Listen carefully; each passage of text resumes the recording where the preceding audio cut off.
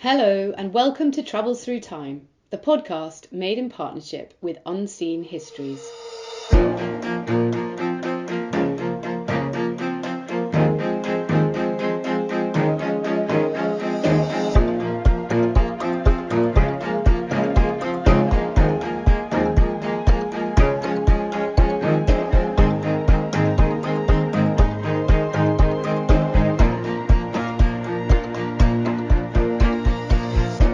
Hi there, my name's Violet, and this week we're sweeping through Sicily and Southern Italy in the company of the original revolutionary hero, Giuseppe Maria Garibaldi. In the mid-19th century, change was in the air as new political movements began questioning the status quo.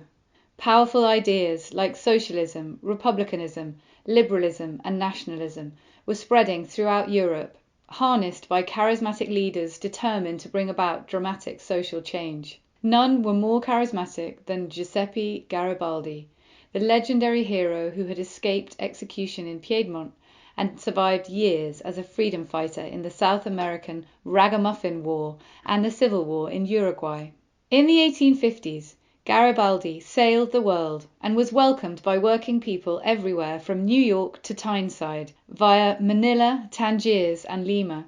Along the way, he gathered support and funds for his unification project. Back in Europe, Garibaldi focused his energy on the unification of Italy, which at this point was a loose collection of city-states at the mercy of various foreign and internal powers. Our guide on this epoch-making trip is Jamie Mackay. This episode relates to his book, The Invention of Sicily, which tells the story of this fascinating island. Jamie Mackay is a writer and translator based in Florence. He contributes to The Guardian, the TLS and Frieze, among others. Hello and welcome to Travels Through Time, Jamie Mackay. It's great to have you on. Thanks, it's great to be here. You are talking to us today from Florence, where you live, I believe. I am indeed, yes, from the town of Fiesole, so just above Florence, in fact.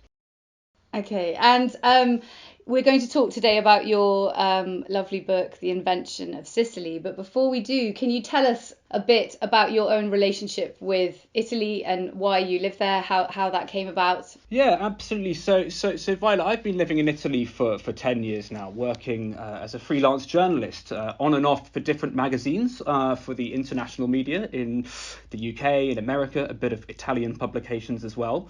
And I've spent a lot of my time here working in the south of the country. So I've recently published a book on Sicily, The Invention of Sicily, with Verso Books, which came out earlier this year in the summer. And my main interests, with regard to Italian questions have always been, number one, arts and culture and sort of the deep, long historical processes that we see interacting within a Mediterranean geography here.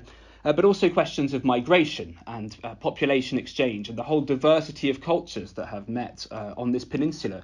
So a lot of my work is concerned with kind of unpicking those influences, tracking lost histories, and getting under the surface of some of the history that maybe gets ignored in some of the great sweeping European books that we might read about Italy.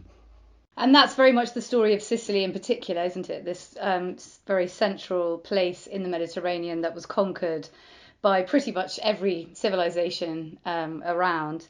And so can you tell us a bit about your book, how you approached it, what you wanted to do? Yeah, I mean, so it's an interesting one. I never really set out to write a history book, to be completely honest. This is something that crept up on me as I began the writing process. I was down in Sicily in 2014 covering the refugee crisis, and I was doing kind of documentary work following individuals largely from North Africa and Asia who were arriving into Europe and into Sicily for the first time, doing this kind of interview-based reporting work. But as I sought to contextualize that phenomenon, I gradually found myself going further and further back into time and realizing that these points of exchange across the Mediterranean Sea had been occurring in different forms and creating interesting cultural moments over thousands of years. And so gradually I started to track this down, and the book started to evolve as a chronological history, going right the way back from the ancient Greek and Phoenician colonization to the present day, as a way of framing some of the population exchange we're seeing now. And can you tell us how you divided up your book? and how you approach the different eras in Sicilian history. Yeah, I mean, this was a really important methodological point that came up early on. So the first decision I took was to cut the book into two halves. I mean, I'm dealing with over 2,000 years of history. So in part one, I look at everything from the Greek colonial period up until round about the Black Death and the Spanish occupation of Sicily. And my goal in this first section was to try and point to some of what I call utopian fragments, which is to say, these moments in which cosmopolitanism was able to translate itself into fascinating manifestations of aesthetics in architecture or experiments in governance. And so I take a kind of holistic view at some of these experiments, and while it can never be a comprehensive look, I point to 10 or 12 of these examples from the Arab Norman period, right the way back into ancient Greece, and as I say, some of the later experiments with Spanish Catholicism. The second half of the book concerns essentially the age of nationalism, modern history, and the otherness of Sicily in relation to the Italian project.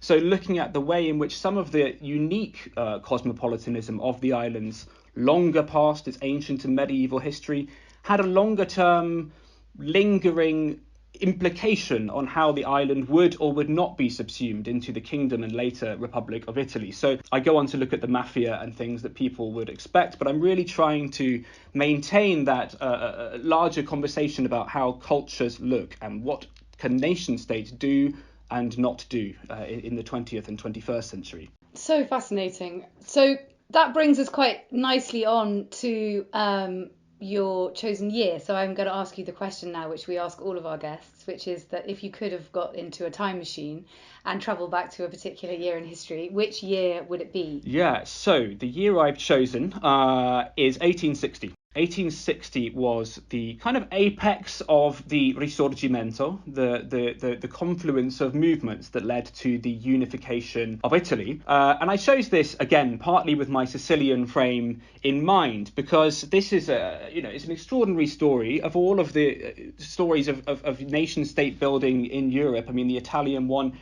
has to be one of the most exciting, one of the most complex, and I think one of the most poorly understood. As I was doing this research on the Sicily book, I started to realise that a lot of the certainties about this story, that the Italian kingdom was replacing something that was kind of there, that was backward and was a mess and was just associated with the kind of march of progress forwards, isn't necessarily the only way of looking at that history. So yeah, I want to go back to 1860 to look at the Italian unification, but from a Sicilian and Southern perspective, to maybe problematise some of the common knowledge about that event. And at that time, Italy obviously didn't exist as an entity, and there was lots of separate states like Venice and Florence, influenced by other European powers, and it was quite a complicated picture. So can you just explain to us who was in charge of which bits of Italy and how that jigsaw fitted together at that time? I can indeed, and it is a very messy jigsaw, I have to say. So starting from the northeast, you've mentioned Venice. I mean, I think it's really important to note that the Austro-Hungarian Empire controlled territory that extended all the way into what is now the contemporary Veneto, on the borders almost approaching to Milan. So the whole of the northeast of Italy was essentially linked into the Austro-Hungarian project, or answerable to it would be a more accurate way of putting this. In the northwest, we had the Kingdom of Sardinia and Piedmont, which was again a rather messy entity that had been exchanging its borders with French powers for 50 to 60 years, a lot of changing boundaries and borders going on. As we move to central Italy, you mentioned Tuscany, the Grand Ducato of Tuscany, which was one of the leading and most wealthy and prominent of this sort of galaxy of independent states. The Papal States, of course, were all answerable to the Vatican, were also linked into this, and they all related to each other in a way that was, sometimes a productive rivalry, sometimes, frankly, far less so. But, the one that I've been most fixated on in my work has been everything south of this. So when we move south of Rome, this enormous landmass and territory that takes in Naples, Puglia, modern-day Sicily, which was called the Kingdom of the Two Sicilies. It was governed by the Spanish Bourbon dynasty, and I think with some justification they're considered to be one of the more despotic and anti-democratic and even backward-looking of the ruling rulers on the peninsula and islands at this particular moment. So this is 1859, the lay of the land. And I think I should also add that, moving between these territories, there was such a degree of heterogeneity in culture. I mean, there was no unified Italian language at this point. People were speaking enormously different dialects to one another. There were divergences in art, in culture, in customs that were really incredibly detailed and going to an even more a sort of micro level than the carving up that we've just done geographically. And for me personally, I mean, as a journalist and a scholar working here in Italy, it's exciting. I find that diversity very, very stimulating and exciting. But at that moment in 1859, just before the Risorgimento was able to get its real kick, a lot of intellectuals, particularly Enlightenment, bourgeois, gentlemen of the Piemonte state and in Tuscany, were very concerned that there was a kind of lack of unity in amongst these Italian states, and that the country that was to be was really lagging behind these competitive neighbouring states in Austria-Hungary and in France. And where did the impulse for unification come from? Was it the rise of, big, powerful countries like France, like the Austro-Hungarian Empire? Where did the idea come from? I mean, where did the impulse? I think, there are a couple of ways of answering the question. One of them that I find particularly compelling is that there's been a desire for Italian unification since even the collapse of the Roman Empire in the 5th century. I mean, there's been this sense of a peninsula in decline that's falling to pieces, and the space that should be a nation as Italy is in fact a kind of a black hole or a void or a missed potential of some kind. And this is sort of a long trope that occurs in literature right the way through the medieval period, right the way through the Renaissance, and starts to accelerate in the 18th and 19th century. The more materialist answer to your question is that it's a response to the French Revolution and to the birth of kind of bourgeois, democratic, liberal ambitions. There was a project, particularly within this Enlightenment bourgeoisie that I've mentioned, scholars, poets, literary critics, politicians, who had this appetite for constructing something that would be a more efficient, modern, democratic society with some degree of free market capitalism that was, at this point in time, conceived to be a legitimate model for economic growth. And seeing that elements of this had been successful in nearby France and Austria, this was definitely that sense of an inferiority complex, that sense of horizon, that sense of a lost historical destiny, all kind of consolidated with one another into this dream of the Risorgimento and the dream of Italy.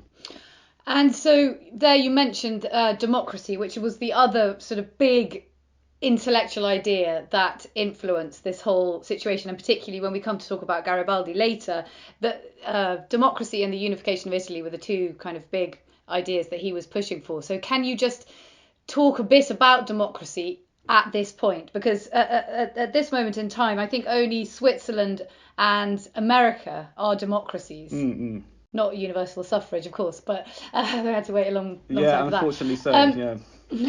But can you just talk a bit about that? Because that's another very, very important idea, isn't it? I think so, yeah. So, I mean, this is a complicated question. I think that when we're looking at the Italian understanding of democracy in the 19th century, in fact, one of the most important reference points was actually Britain and Westminster and the Westminster system. The idea of having an elected parliament in a two-chamber system with checks and balances to protect the rule of law and to regulate markets was something that was considered to be the kind of politics that would be appropriate for the middle class of the time and for the bourgeoisie of the time. This is one trend, which in Italy is often called liberal democracy. There was another more radical manifestation of this that was, vocalized by thinkers like Giuseppe Mazzini, the Republican thinker. And this version of democracy also included within it some kind of proto-socialist ideas about the redistribution of wealth and trying to deconstruct the last vestiges of feudalism that were remaining within the Italian economy. And so economic justice also had an important part to play in conversations about democracy, and the relationship between that as manifest in social movements and the parliamentary models that people were experimenting with how they might look in Italy, where again that was one of the main conversations for the Risorgimento of what a future Italian state would look like. And I have to ask this question because, of course, at that time, the church was enormously powerful. So can you just talk a little bit about the role that the church played and the way that thinkers like Mazzini and Garibaldi, how they viewed the church and what their sort of plan was for the church in their new vision of Italy. Yeah, I mean, the church is a kind of eternal problem for any of the secular visions of how to build an Italian state, and it would be for long after 1860. As a kind of consolidation of wealth and power, it was by far the most important of the chess pieces that were in operation on the Italian peninsula. It was international in its scope, but it also connected right the way down to local level politics. The clergy and the Catholic Church on the whole controlled vast swathes of property. They had investments in agriculture. They were a political unit as much as they were a spiritual and religious entity. And for those like Garibaldi and Mazzini who wished to construct a kind of liberal, redistributive, potential parliamentary democracy, this kind of entrenched power was obviously an enormous obstacle. And while both of those thinkers did engage with the kind of importance of myth-making, of the spiritual dimension, of moralism in some respect as being an important part of what their project was, I think it's safe to say they had a rather different interpretation of what those doctrines might be geared towards than the clergy as a class and the church as essentially a property-owning entity. All right, wonderful. Well, I think we should go to your first scene now, please. So can you take us there? Yeah, absolutely, of course. So we're going back to Sicily. It's now the 11th of May, 1860, and Garibaldi, who we've just mentioned, the Italian revolutionary nationalist, has just landed in Marsala, the port in the west of Sicily, and he's making his way towards Palermo to siege the capital of the island. And this is, one of the moments in which the Risorgimento is suddenly kind of appearing out of nowhere. This is not the first time that people have tried to do a revolt to unify Italy. We've been discussing some of these movements. There was 1833, 1848. Garibaldi's been here before. He's even been in exile in South America, aiding the Uruguayan resistance against Argentina. By now he's a seasoned Democrat who has had a whole lifetime of campaigning behind him. But this time in Sicily, the kind of apparatus and political framework that seems to be in place is slightly different. The men that he's gathered around him is this small assemblage of radicals, right? They are the 1,000 red shirts, as they're known, were volunteers that he kind of last minute managed to amass to go and help out with a local revolt against the Bourbon dynasty in Palermo. So they were there not ostensibly necessarily with this ambition to unify Italy at this point. They were there to help out with the provincial revolt, to continue in this democratic mission. On the other hand, something was slightly different. Another one of the players that we mentioned at the beginning of this discussion, the Piemontese, the Savoy monarchy, also had a vested interest in this. They had been having an open wire with Garibaldi about whether he could play an instrumental role in conquering some of these southern territories on their behalf. So Garibaldi's landed, he sets out there, he's at the gates of Palermo with these 1,000 men, without a lot of arsenal, without a lot of weaponry behind them, but in some way also representing, and this is a very important point, the force of Vittorio Emanuele and of the Piemontese as well. So the dream of this Italian state is still there in the background, but it's a long way off.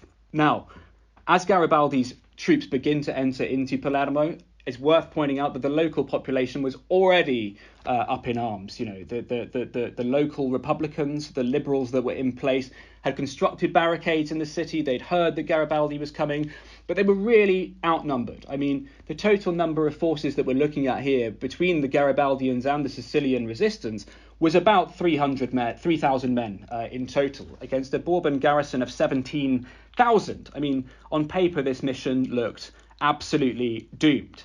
And the fact that it's not, I mean, if you look at kind of paintings and films, there's a sort of fun propagandistic version of this that suggests that Garibaldi and his guys, they turn up and through just their sheer vitality and will and strength of their ideals, they're able to overthrow the Bourbon garrison. This, of course, is something of a fantasy. I mean, there are two more consolidated reasons that we could really point to for this eventual success of Garibaldi. One of them would be the disorganization within the Bourbon navy itself. So Ferdinando Lanza, the commander of the Bourbons, in response to the Garibaldians, he starts to bombard heavily the city centre of Palermo on the 27th of May, almost indiscriminately. I mean, the damage caused is unbelievable. Over 600 civilians are killed in the process. The jails are liberated. At this moment, I mean, some of the last residual support for the Bourbons is lost, and the population of Palermo does tend to side with the Garibaldians at this point. However, I think there's a more important and interesting dimension here as to the ultimate success of this first campaign.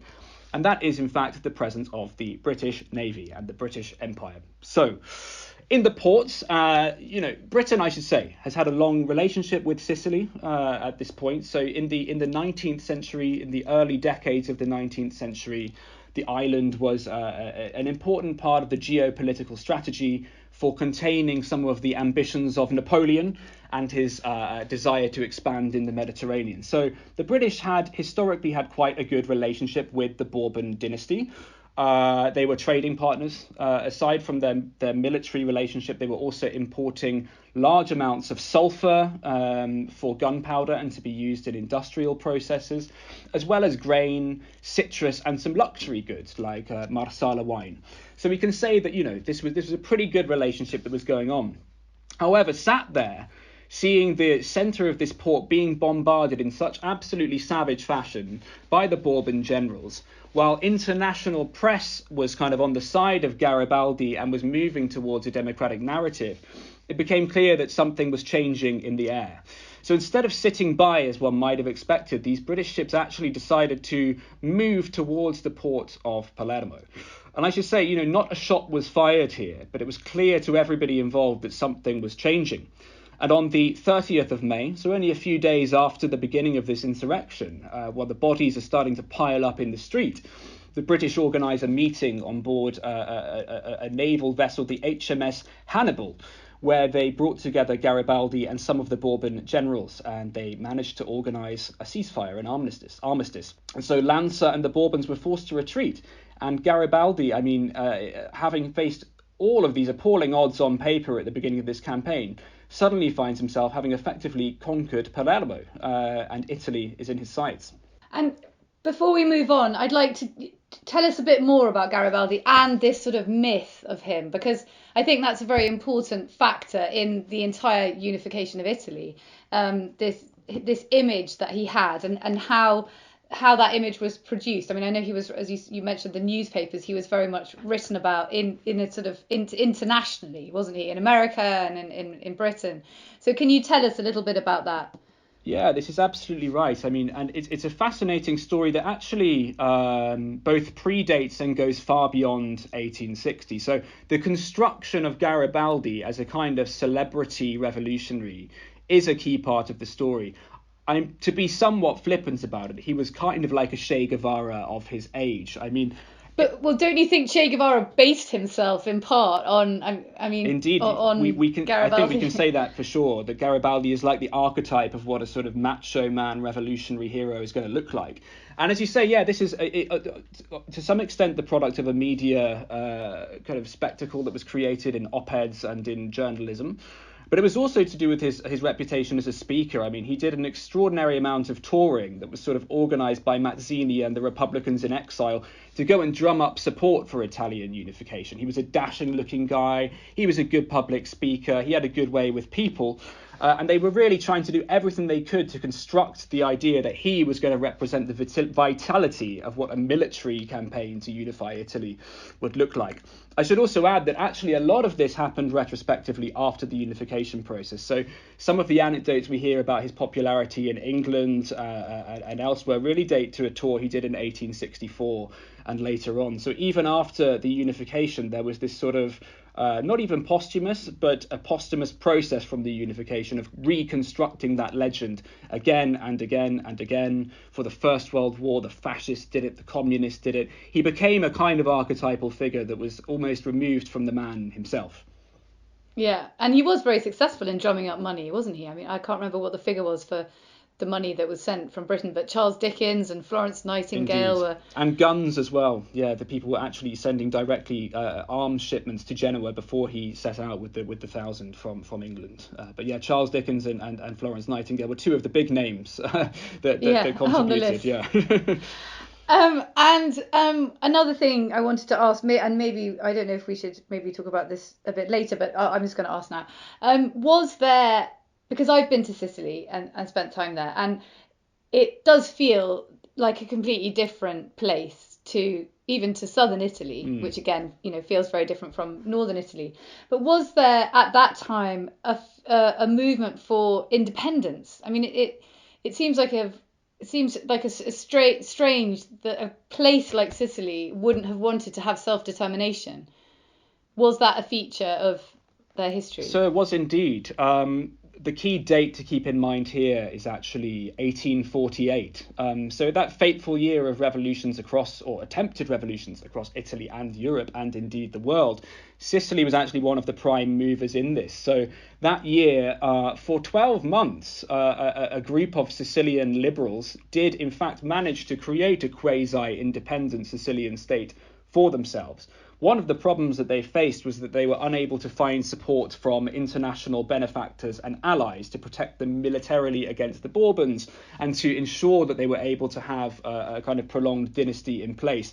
A lot of fragmentation within the independence movement between monarchists and republicans really held it back. So by the time of the Italian unification, that had kind of been exhausted as an idea. That had been a failed revolution. And Italy seemed, for most of the people that had been involved in this aborted Sicilian independence attempt, to be the second best option they could have, I would say, after their own independence. So they were more focused on ridding Italy of the occupiers, as it were, Correct, rather than their own indeed. independence. Okay, wonderful. Well, I think let's go to scene 2, and we're still in Sicily. Can you tell us where we are and what's happening? Yeah. So, I mean, until now, we've talked about this kind of Garibaldian mission in fairly glowing terms, which is not uncommon, that Garibaldi is representing this sort of fairly pure, liberating force into Sicily and is representing progress and modernity in a rather unproblematic way. Of course, history is always rather more complicated than this. And there are many kind of small examples that point to perhaps the darker or more uncomfortable side of what some of the Redcoat campaign looks like. One of the most important, in my opinion, happened in the small town of Bronte between the 2nd and the 5th of August in 1860. So only a couple of months after Garibaldi has taken control in Palermo. Now, Bronte itself, as I say, it's a small town. It's on the foothills of Mount Etna. It's not known for much. I mean, it's got very fertile soil because of being on a volcano. So it grows wine, it has vegetables, it's an agricultural community. It's well known actually for its pistachio nuts, which are deemed to be some of the best in the world. But anyway, this is an aside. So aside from this, I mean, it really is, it's a fairly out of the way place that most people on a map would perhaps struggle to position. But in 1860, I mean, it really was suffering from poverty. We're talking about a peasantry that was struggling with malaria. It had appalling sanitation. There was almost no education. And the ruling class, the ruling landowners seemed reluctant to redistribute any of their resources to the people who were in need. So, by now it's August, it's boiling hot, it could be 40 degrees plus, it's the Sicilian summer, there are mosquitoes everywhere, there's malaria, and the people of Bronte hear the news of Garibaldi's success in Palermo. And I think, unsurprisingly, decide that they're going to have a revolt of their own, and spontaneously they decide to rise up against the landowners. So, on the 2nd of August, they organise this march through the centre of the village against the people they know as the capelli, the hat wearers, who are essentially, the feudal landowners of the area. And frankly, things get violent quite quickly. During the demonstrations, 17 of these capelli landowners are killed, in clashes in the streets. And some of the more organised, socialist-inspired peasants even organise occupation of some of the larger estates that were in place.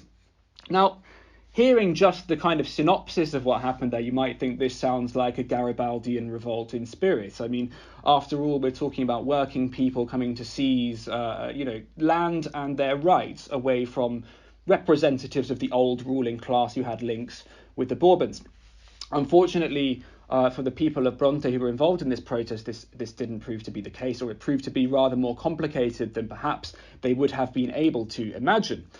This is largely because the landowners in Bronte were not just any landowners. They were, in fact, British, and they were the descendants of Horatio Lord Nelson. So in 1799, Nelson had received a rather large estate of, I think, 16,000 hectares from the Bourbon dynasty for having protected Naples and Sicily from Republican revolts. Now, of course, this puts Garibaldi in a bit of a dilemma because, as we've just discussed, the British have proved to be his key ally in securing him access to the port of Palermo. They are key trading partners with Sicily. And so he realizes that this is an alliance that cannot be compromised. And what happens next, I think, is difficult for anybody who has democratic sympathies with what Garibaldi and the Italian nationalists were trying to do. So he sends one of his right-hand men, this general called Nino Bixio, who's one of his most trusted, soldiers and has been there since the beginning of the campaign. And Bixio is sent to essentially put down this revolt that's taking place in Bronte. And to put it, frankly, he does his job in rather brutal fashion. The Redcoats turn up, they arrest hundreds of people. They create immediate show trials among 5 of the leaders who are very promptly sentenced and shot in the town square in front of everybody. Now, understandably, this is not one of the chapters of the unification that Italians tend to talk very much about. I mean, personally, I think the events are awful in their own right for many reasons. But equally symbolically, I mean, we're looking at a revolt that was essentially Garibaldian or potentially Garibaldian in character being put down by the Garibaldians themselves, which is, from a point of view of contradicting some of the propaganda that was in place in that moment of Risorgimento, I mean, this is one of the key examples. I think, it's worth adding, too, that the Sicilians themselves did not forget these events, right? So the novelist Giovanni Verga in 1883, who was himself a Garibaldian, wrote a short novella called Libertà, Liberty, with the ironic title, which was dedicated to the events and the massacre that happened there in Bronte. Although it's worth noting he didn't feel sufficiently confident to use the name Bronte. Perhaps it would have been a bit too on the nose. But yeah, more generally speaking, within Sicilian folklore, Sicilian culture, when people think about the example of Bronte, it's often as an emblem, a rather sad emblem of some of the failed promises of the Italian unification seen so early on. It's an example that, as some people would see it, the rich were going to remain rich, the poor were going to remain poor, and the new liberating force was going to be just as bad as the previous lot. But presumably, if the landlords had been Sicilian or Italian, he wouldn't have done anything. Or do you think that's not true? Do you think it was just the fact that they were English? This is my personal opinion. Yeah, I think given the wider geopolitics in which Italian unification came into being, his hands were tied. It's a question we don't have an answer to, but I believe he had a certain kind of metaphorical gun to his head in this particular case. And I suppose in those days that is the way justice was done, and it was a much more brutal society than we're perhaps used to now. Sadly, yes, I think so. Hello, it's Artemis. For some time, we've been working with the visual historian Jordan Lloyd, and we've been telling you about his fascinating colorization work. Well, recently, Jordan has launched his new project. It's a website called Unseen Histories, which showcases a broad range of fascinating historical material. You can read feature-length pieces there about female fashion in the Victorian era, or beautifully illustrated extracts from books like Susan Denham-Wade's A History of Seeing. For those of you who have enjoyed Jordan's colorization work in the past, there's a full range of remastered photographs from the archives of the Library of Congress. It's history for our times. Do have a look for yourself at unseenhistories.com. So now let's move on to your third scene, where we are going to Naples, I believe. Correct, yeah. So we're kind of sticking with the Garibaldian campaign, or the final moments of the first wave of the Garibaldian campaign. So throughout the month of September to early October, he makes this journey up towards Naples. He's become convinced now that this isn't a kind of test run for Italian unification. This is the real deal. He's going to make his way up and go for the real prize, which in his mind is Rome, but of course he has to get rid of the Bourbons in Naples first. So he makes his way gradually with his men up towards their main palazzo in Capodimonte in Naples. Meanwhile, his benefactors from the Piemontese dynasty, the Savoy, are making their way southward, down the peninsula, fighting an analogous series of battles in the Papal States, where they gain some of their own territories.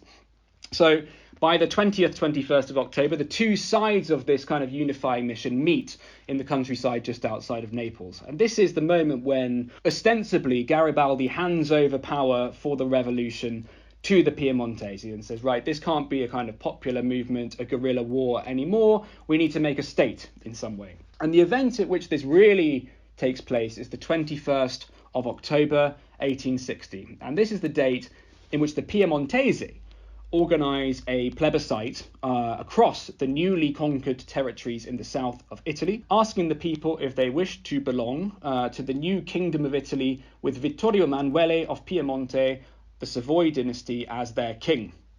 And so, lo and behold, drum roll, as you can imagine, the turnout is essentially unanimously for yes, to a degree that is really astounding. If we look at the official statistics, in Sicily, the votes for yes amount to over 45,000, I think it's 46,000 in total, and the no votes are around 600 and something absolutely negligible. Okay, I mean, this may be the case. There's no doubting that many of the southern public and members of the citizenship were willing to embrace this new Italian dynasty. Many historians, though, especially revisionists within the southern tradition, have argued and suggested that there was some degree of corruption or intimidation within the polls, or that these numbers were fluked in some way. I mean, Tommaso di Lampedusa, in his novel The Leopard, the wonderful novel, even makes a kind of an analogy about this, which, while not perhaps something we can point to for factual evidence, is intriguing. And this is the scene in which his Prince of Salina goes to vote in the plebiscite. And he sees that Garibaldi's picture and Vittorio Emanuele are already there on the wall in the polling booth. And when he comes away from voting, he chats with his friend, a fellow member of the nobility, who's in fact voted no in the referendum. But when they go and see the results the next day hanging up in the piazza, in fact, it supposedly was a unanimous yes vote in their local constituency. So, you know, we don't have any particular evidence that can point to this with certainty, but there's a general suspicion, let's say, within some spheres of scholarship, particularly revisionist, meridionalisti scholarship, that there was some playing with the numbers here. I think even if we can't point to a kind of explicit corruption there, we can at least say that the southern acceptance of the Italian state was less, there was less consensus behind it than perhaps that plebiscite would suggest. I mean, brigantaggio, banditry, is a phenomenon that is really, really important, that happens within the context of the plebiscite, but also in the months and years that follow it. There were hundreds, if not thousands, of pro-Bourbon or anti-Italian or southern separatists or other kinds of outlaws that were opposing the slow formulation of the Italian state in the months following the supposed acceptance of this new kingdom. And this was to the point that, you know, even in the years that were to follow, when the Piemontese were really trying to consolidate this new kingdom, they were forced repeatedly to send various large regiments down to enforce law and order in Naples and in Sicily. So the local population clearly didn't embrace this new situation with open arms, kind of frothing at the mouth with a new Italian vigour. And there's a whole chapter there related to the origins of the mafia, but I think that's another story. But one can say that some of the early conditions for which mafia was able to establish such deep roots within the south of Italy was as a response to ways in which the southern populations attempted to navigate some of the grey areas that were opened up as a result of the attempts at unification, let's say. And how much of that was organised in advance? Because, I mean, the great fear is always that there will be a void in power, and that then will descend into civil war. So obviously that was the primary thing they needed to avoid. So they needed to have someone in charge. And I imagine at that time, because there's so few parliamentary democracies without a monarch, the idea of not having a monarch, that was quite an extreme view. So in a way, they needed somebody to be the monarch, and the Savoy, that they were the obvious choice because they'd been involved. Could they even be thought of as Italian? Were they thought of as Italians by the Southerners? Probably not. I think, it's a hard question. There's again, a lot of this comes down to cultural anecdotes that one finds in secondary sources or in literary sources. And one that I've quite liked is that apparently there was an anthropologist doing some research in a hill town near to Naples shortly after the unification. And they asked one of the local women there what she thought about Italy. And this woman responded that she thought that Italy was the wife of the new king rather than a country at all. And I think, who knows whether that's actually a correct, factually true anecdote, but it certainly tells us something. Well, it's very believable, isn't it? I think it's believable. I'd like to think it's that something of that sort took place, certainly. But do you think that Garibaldi had made this arrangement with it's Cavour, isn't it, who was the... So yeah, the Count of Cavour was the leading statesman involved from the Piemontese side, yes. Yeah. Do you think they made this arrangement before, or was this something that happened, when they had this meeting outside Naples? It's something that it's a difficult one to establish. That we can see the kind of letters that go back and forth. That Cavour was actually very suspicious of Garibaldi and his campaign. I mean, from his perspective, the Garibaldian energies were actually rather radical. Cavour was a moderate, right? He was from an aristocratic background. He was attempting to represent the interests of the Piemontese middle class and their aspiring kind of industrialist energies and their move towards modernization. Garibaldi represented, in his eyes, a kind of more of a wild card, having been this sort of radical republican in his younger years, still desiring a more dramatic redistribution of wealth. His anti-clerical energies were really quite vocal at points in his career. So there was this separation. There was never a kind of mutual trust between these two figures. And the way that I would read it certainly is that Cavour was the one pulling the strings at this point. So the idea of kind of de-radicalizing some of those revolutionary energies that Garibaldi had unlocked in his campaign, that was his main motivation in the plebiscite and in the subsequent steps that were taken towards forming the basis of the Italian state by the next spring. And I wonder about today. How does it work today? Are there people in Sicily who are fighting for, or maybe not fighting, but what would like independence from the rest of Italy, or so not? I mean, again, the question of Sicilian independence, it comes up every now and then with kind of 100 years between it, if we take a long view at Sicilian history. So the most recent time that was really taken seriously was after the Second World War, when in fact the independence movement was one of the leading political parties in the Sicilian apparatus in the post-fascist era. But again, this kind of over a certain period of time just died out, and there's much speculation as to why that's been and why the Sicilians haven't made louder calls for their own autonomy. One of the main explanations we get is related to the mafia, sadly, and to the fact that there was a kind of erosion of the social sphere and democratic ambitions altogether in the post-war period, particularly from the 1960s to the 1990s. That really kind of any view towards having a society that was sufficiently self-confident to make an articulate call for self-determination was kind of rendered impossible by the mafia as a national and international reality. And they probably consider themselves to be the kings of Sicily anyway, don't they? It's one way of looking at it, certainly. Yeah. So interesting, really interesting. So what happened to Garibaldi then? So Garibaldi, I mean, he had another couple of shots at trying to do the unification of Italy properly. So in 1863 and 64, he had tried again to make an occupation of Rome and to make Rome the capital of Italy. This was his way of trying to reanimate some of those more radical revolutionary energies from the south of Italy that he'd encouraged during the 1860 uprisings, and a kind of way of sidestepping Vittorio Emanuele and the Cavour model of statehood that had begun to establish itself. So unfortunately for Garibaldi, this mission proved to be unsuccessful. He led a kind of revival of the 1,000 red shirts to do this campaign. It didn't really work out. He got shot. And famously then kind of went off into a self-imposed exile in Sardinia, where he lived a pretty frugal life. Apparently, purportedly walked off into the sunset literally with a packet of tobacco and some dried salt cod over his shoulder, never to be seen again. This is a slight exaggeration. He had some involvement in public life, but his revolutionary energies and his revolutionary days were kind of done after this point. Yeah.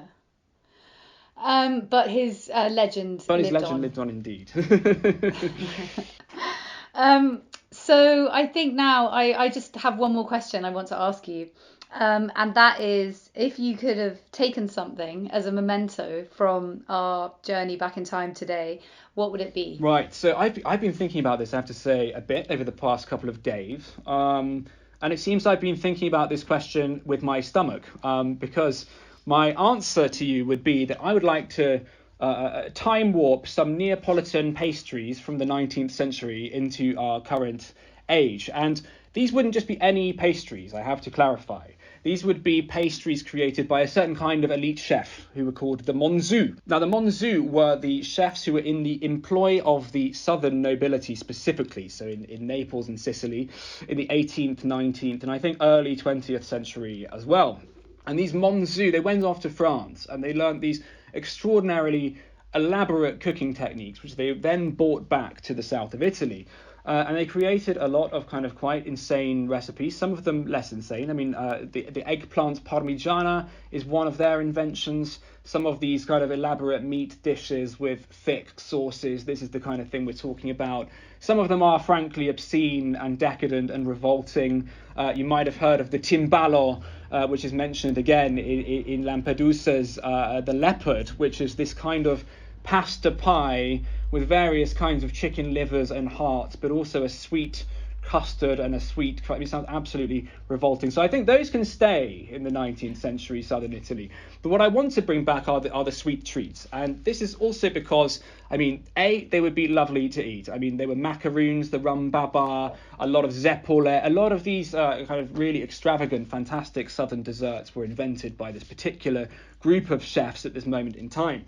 But more seriously, kind of linked into our discussion, I'd be interested in trying some of the lost recipes that have kind of fallen through the cracks over time, that this particularly strange servant class were creating for their aristocratic masters. And I think just what kind of insight that would give us into the decadence of this collapsing ruling nobility, which, you know, shortly after 1860 was to be confined to history and gone forever. So as a kind of culinary time warp back, I think this would be an interesting memento. I think that's a great memento.